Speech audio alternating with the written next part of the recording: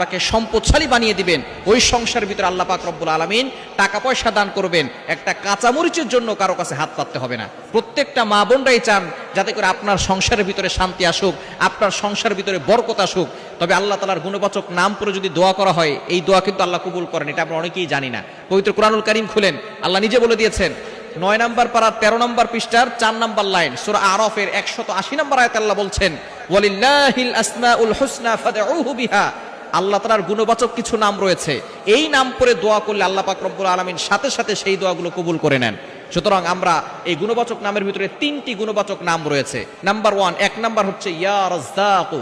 আপনি নামাজে সালাম ফিরানোর পরেই এই নামটা 7 বার পড়বেন, ইয়া রাজ্জাকু, অর্থাৎ হে রিজিক দাতা, যিনি আমাদেরকে রিজিক দেন। এটা 7 বার পড়লে আল্লাহ পাক রব্বুল আলামিন আপনার রিজিকের ভিতরে বরকত দিয়ে দিবেন।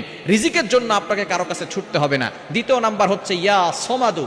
পবিত্র কোরআনুল কারীমের ভিতরে একটি সূরা